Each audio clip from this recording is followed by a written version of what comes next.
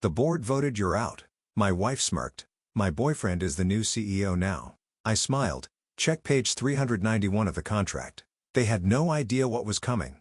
The moment my wife, Isabel, smirked across the mahogany conference table, I knew. I had been expecting it for weeks, maybe even months, ever since the whisper started. The stolen glances between board members, the sudden closed-door meetings that didn't concern me. My instincts had screamed at me to prepare for the inevitable, and yet watching it unfold, I still felt the gut punch of betrayal. The board voted, "You're out." The words left her lips with the smoothness of someone delivering a well-rehearsed performance. She leaned back in her chair, her perfectly manicured fingers lacing together as if she had just won a chess match, and perhaps, in her mind, she had the once devoted wife, now the conqueror. Across the table, I saw Ryan, my former executive, sitting smugly at her side. His navy blue suit was crisp, his tie slightly loosened, just enough to make him appear at ease, yet in control. I had mentored that man, groomed him for leadership. I had shaken his hand on his first day, told him the company would reward hard work and loyalty, and here he was sitting in the seat that should have been mine. Correction, the seat they thought would be his. "I'm sorry, Lucas," Isabel continued, though she didn't look sorry at all. "This is business, not personal. Business." That was rich considering she had just declared that her boyfriend, the man she had secretly been seeing while still legally married to me, was now the CEO of the company I built from the ground up. I stayed seated, my posture relaxed despite the tension crackling through the room. I refused to give her the satisfaction of an outburst, the desperate pleading she was expecting. Instead, I let a faint smile play at my lips and flipped open the leather portfolio in front of me. "Check page 391. I said smoothly, my voice calm, controlled. I heard the subtle shifting in their seats, the nervousness of the board members who had aligned with her. Isabel's smirk faltered slightly, but she recovered quickly, lifting her chin. "What's on page 391? She demanded. I let the silence stretch, dragging the tension tighter, making them feel the weight of the mistake they had just made. Across the table, Matthew, my chief legal counsel and the only man in the room who had remained loyal, met my gaze with the barest flicker of amusement. He knew. He had known for weeks. "The succession clause," I said finally, enunciating each word deliberately. "It requires any incoming CEO to have at least 10 years of executive leadership experience in a technology firm." I tilted my head slightly, feigning curiosity. "Ryan, how long have you been in senior management?" Ryan's confidence wavered. 3 years, he admitted, his voice quieter than before. I leaned back, steepling my fingers. "Well, that's unfortunate." I watched as the realization sank in like water filling a sinking ship. "This is just a technicality," Isabel snapped. "The board has the power to amend the clause." Matthew cleared his throat. "Actually, we can't." Her head snapped toward him. "That clause was written into the company's founding documents." He continued, his tone almost casual. "It would require a 100% shareholder vote to modify." My smile widened just slightly. "As the majority shareholder," I said, "I'm not voting for that change." Silence. Heavy, suffocating silence. Ryan shifted uncomfortably in his chair, suddenly looking less like a confident CEO and more like a man who just realized he had gambled everything and lost. Isabel, however, wasn't one to back down easily. "We'll fight this," she said, jaw tightening. "The board has already made its decision, and we can take this to court if we have to." I shrugged. "You're welcome to try. But let me remind you, this clause isn't something I threw in at the last minute. It's ironclad." Her nails tapped against the table, her mind spinning, looking for an escape route. Ryan finally spoke, attempting to regain some ground.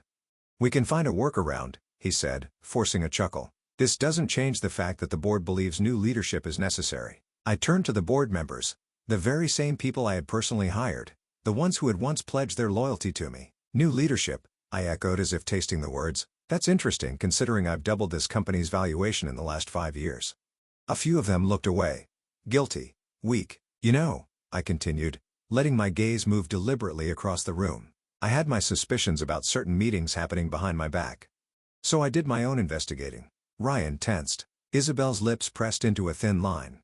"I have copies of every private email, text exchange, and financial proposal that led up to this little coup." I paused, then added, "I also have a few rather interesting discrepancies in the company's expense reports." Matthew slid a folder across the table. "Would you like to explain," I asked, tapping the cover, "why over $300,000 was funneled through a private consulting firm that just so happens to be registered under your name, Ryan?" Ryan went pale. Isabel's face darkened. "You," she started, but I held up a hand. "You see, I've been patient," I said, My voice lower now, more measured. I watched. I waited. I let you dig your own graves. I glanced at the board again. I'm willing to let this slide for those of you who were merely misled into voting against me. My gaze flicked to Ryan and Isabel. But for those who actively participated in an attempted corporate takeover through fraud, I'm afraid there will be consequences. More silence. Matthew leaned forward, his voice polite but firm. There's still time for those who wish to distance themselves from this unfortunate situation. 3 board members immediately pushed back their chairs. I resign, one of them muttered. So do I, another echoed. Isabel's face twisted in rage as she realized what was happening. Sit down, she hissed. You're all cowards. No, I interrupted, standing up slowly. They're just smart enough to know when they've lost. I adjusted my cufflinks and turned to my wife, soon-to-be ex-wife, if things went the way I intended. No, Isabel, I said quietly, savoring the moment. This isn't over. Her eyes burned with hatred. No, Lucas, she spat, voice shaking with fury. It's just beginning. She stormed out of the room, Ryan scrambling after her. The remaining board members looked anywhere but at me. The weight of their guilt pressed down on them. I let them stew in their discomfort before finally breaking the silence. Now, I said, pressing my palms flat against the cool mahogany table, let's discuss why a special board meeting was called without notifying the CEO. 1 hour later, 3 more board members had resigned. I accepted their departures with a gracious nod while Matthew quietly set their replacements in motion. The second I stepped back into my office, I finally let the weight of what had just happened settle onto my shoulders. My wife had betrayed me. My own wife had tried to steal the company I had spent my life building. I walked to the floor-to-ceiling windows, gazing at the skyline. A soft knock at the door. Matthew entered, 2 cups of coffee in hand. Thought you might need this, he said. I took it grateful. How long have you known? 3 weeks, he admitted. Isabel asked me to review succession procedures. She didn't realize I helped write them. I nodded. Of course, she hadn't. She had always underestimated me. My phone buzzed. A text. Isabel, you may have won this round, but don't get too comfortable. There's more than one way to take control of a company. I showed it to Matthew. Would you like me to start documenting everything? He asked. I took a slow sip of my coffee. Please. This wasn't over. Not by a long shot. I sat in my office. The lights dimmed, the city skyline stretching beyond the floor-to-ceiling windows. A glass of scotch rested on my desk untouched. The adrenaline from the coup had faded, but something colder had settled in its place, resolve. They thought they had won. Isabel and Ryan, smug in their arrogance, believed they had me cornered. They had played their cards, expecting me to fold, not realizing I had been stacking the deck long before they even entered the game. I leaned back in my chair staring at the ceiling. I had built Carter Innovations from nothing. Every late night, every sacrifice, every moment of doubt had led to a company that now stood as an empire, a billion-dollar powerhouse. And my wife had tried to rip it from me, but I wasn't a fool. I had seen the signs. Months ago, whispers had started among the senior staff. Conversations would end the moment I stepped into a room. Isabel, who had once rolled her eyes at my passion for the company, had suddenly taken a deep interest in board meetings, financials, and executive strategy. And Ryan, Ryan, the man I had once mentored, whom I had given a shot when no one else would, he had spent the last year circling Isabel like a vulture. They thought they were being subtle, but I had seen it coming from miles away. So I did what any man in my position would do. I prepared for war. Isabel's voice still echoed in my head from the boardroom. We'll fight this. They had no idea how deep the trap went. It had started with small strategic moves. I rewrote the company's succession clause buried in the legal documents that no one ever bothered to read. Page 391, tucked away like an insurance policy. The clause required 10 years of executive leadership experience in a technology firm, something Ryan, with his pathetic 3 years, did not have. I had put that in place years ago after watching a friend lose his startup to a board coup. I swore that no one would ever take Carter Innovations from me without earning it. And now my own wife had walked straight into it. The best part, I hadn't even needed to lift a finger. The moment I revealed the clause, the board started turning on itself. The cracks began to show. Those who had aligned with Isabel and Ryan because they thought I was out of the picture suddenly realized their mistake. Ryan wasn't eligible, and that meant they had backed the wrong horse. I had sat there watching the panic set in, knowing exactly what would happen next. By the time I left the boardroom, 3 members had already resigned, their tails between their legs. The others? They stayed, but they weren't standing with Isabel anymore. They were standing with whoever could still hold power, and that was me. Back in my office, Matthew was waiting, flipping through a stack of papers. Well, he said, smirking. That went exactly as planned. I sank into my chair. Better, He tossed a document onto my desk. The resignation letters. Signed, official. We already have replacements lined up. I exhaled, rubbing my temples. Good. The fewer loose ends, the better. Matthew sat down across from me, tapping the edge of the folder. Now, the real question is, how far do you want to take this? I already knew the answer. As far as necessary, I said. He nodded. Then we need to talk about the next move. While I had spent months laying my own groundwork, Isabel and Ryan hadn't been careful. They have been sloppy, arrogant, convinced that I would never see it coming. What they didn't realize was that I had been watching them the entire time. Matthew opened another folder and slid it toward me. You're going to like this. Inside were financial records, transactions that shouldn't have existed. Ryan had been funneling money into a private consulting firm, one that was registered under his own name. Over $300,000 had been siphoned out of Carter Innovations' marketing budget into Ryan's personal accounts. Fraud. I let out a slow, humorless laugh. Of course, he was. Matthew leaned forward. But that's not the best part. I raised an eyebrow. There's more. Oh, yeah. He flipped the page. It wasn't just Ryan. I felt my pulse slow as I scanned the document.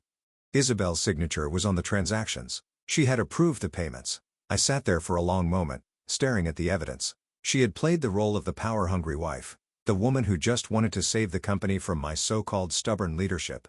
But in reality, she had been stealing from me the entire time. And that changed everything. I leaned back in my chair, staring at the skyline. We release this. Matthew nodded.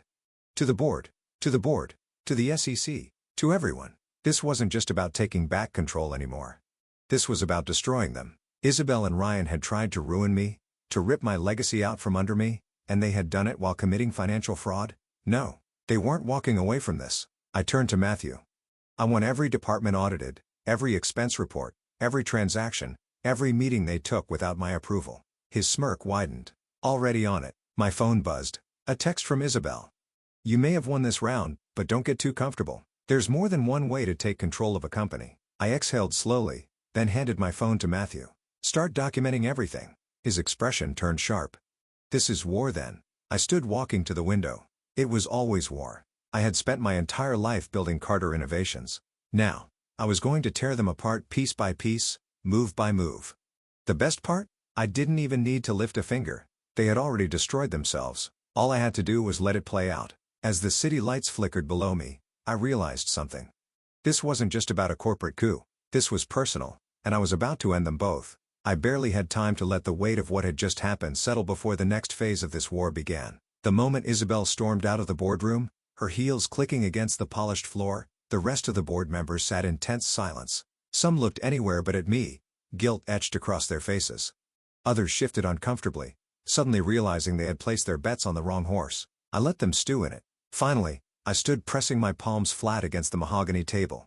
My voice was calm, deliberate. Now, I said, surveying them one by one, let's discuss why a special board meeting was called without notifying the CEO. A few cleared their throats, feigning surprise, but no one spoke. I exhaled slowly. No excuses, gentlemen. You all knew exactly what you were doing. A beat of silence. Then one of them, Gregory Tanner, the CFO, shifted forward in his chair. He had been on the fence from the start, I could tell. He was one of those spineless executives who moved wherever the tide took him. Lucas, he started, his voice laced with false diplomacy. There were concerns about I cut him off with a slight raise of my hand. About what, Gregory? My focus on R&D? My refusal to take the company public. His mouth opened and closed. He had nothing to say because they all knew the truth.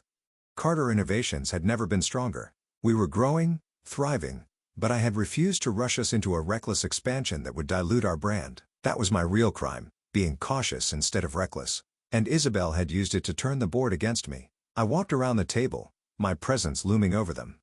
I understand concerns. What I don't understand, I said, pausing behind Richard Gale, another board member who had sided with Isabel, is why no one brought them to me directly. No one spoke. I leaned down slightly, lowering my voice just enough to make them uneasy because this wasn't about company concerns, was it? This was about a power grab. Gil swallowed hard. I straightened and turned back to Matthew, my legal counsel, who had been sitting quietly through all of this. Have the resignation letters been prepared? I asked him. Matthew smiled slightly, opening a folder. They're right here. I slid them across the table. If you voted against me today, I said, you have two options: resign voluntarily or expect a thorough audit of your past financials. The threat was subtle but clear. Within minutes, 3 more board members resigned. The ones who remained, they knew they had no choice but to fall in line. By the time I stepped back into my office, Matthew was already making the necessary arrangements to replace the board members who had fled. I sank into my chair, finally allowing myself a moment to process. My own wife had tried to stage a coup against me. She hadn't just betrayed our marriage. She had betrayed everything I had built, and she had done it with another man sitting beside her thinking she could strip me of my life's work as if I was disposable. The sheer audacity of it made my hands tighten into fists. A knock on my door. Matthew stepped in holding 2 cups of coffee. "Thought you might need this," he said. I took it, nodding my thanks. "How bad is the damage?" He sighed, taking a seat. "Well, the good news is, with the board purge, we can get things back under control quickly. The bad news."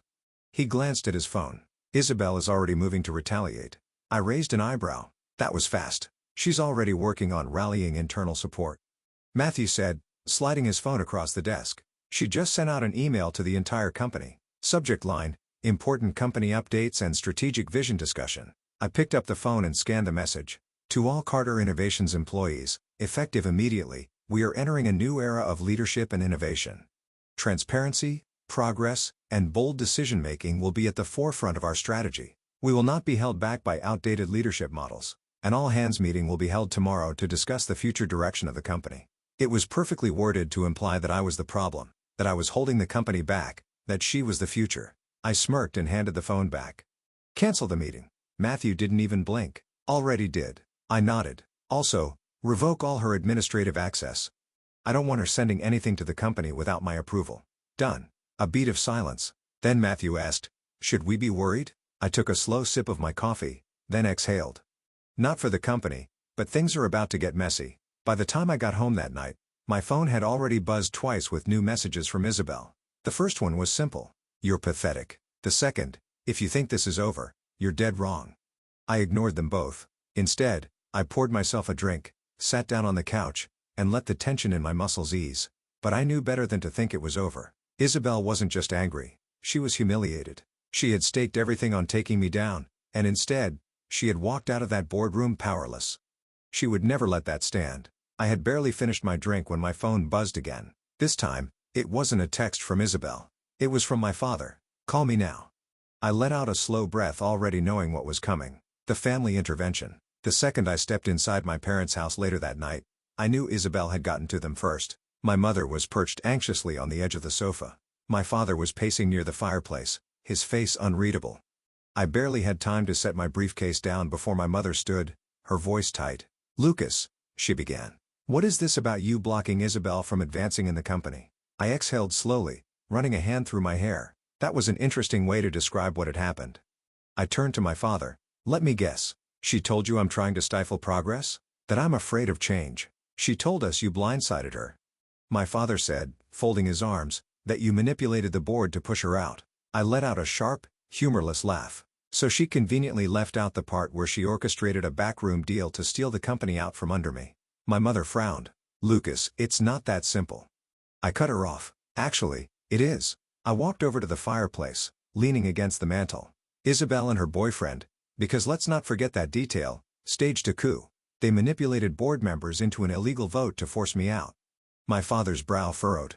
"Illegal?" "Illegal," I confirmed. "Not only that, but Ryan isn't even qualified to be CEO. He doesn't meet the requirements."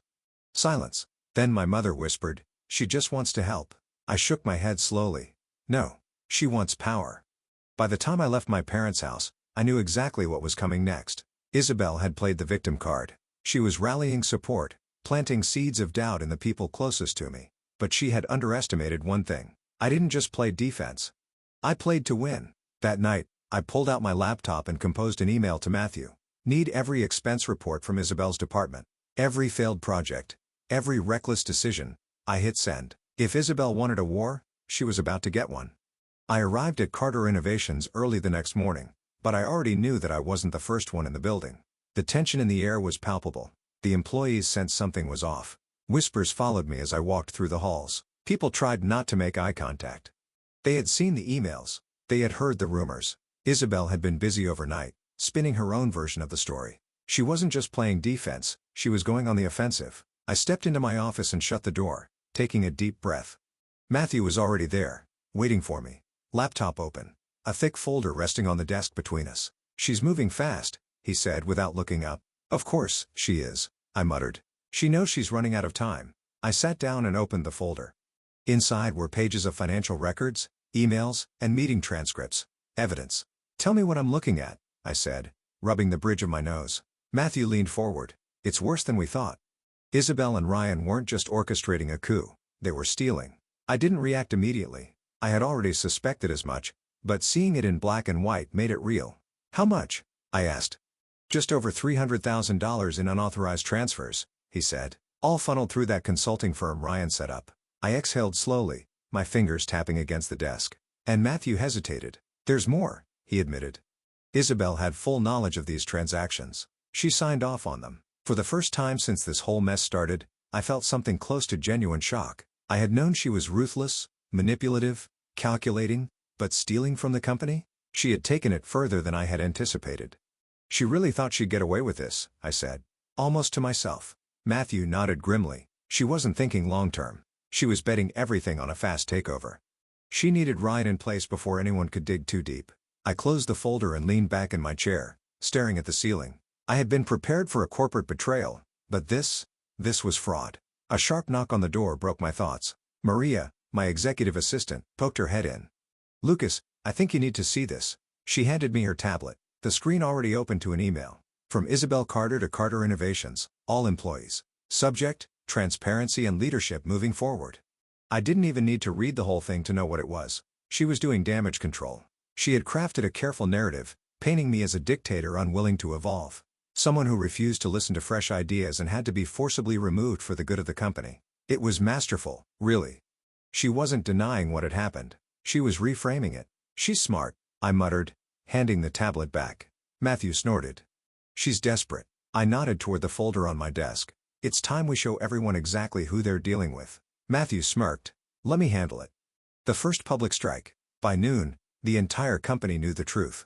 I had leaked everything. The fraudulent transactions, the secret consulting firm, Isabel's direct involvement. It wasn't just an internal memo. It was public. Investors, employees, even clients, everyone saw it. And just like that, Isabel's carefully crafted narrative collapsed. It wasn't about a difference in leadership styles anymore. It was about corruption. I should have expected that she wouldn't go down quietly. At exactly 3:47 p.m., security alerted me that Isabel was in the building. I sighed, standing up. "Of course, she is." Matthew cracked his knuckles. "Want me to handle it?"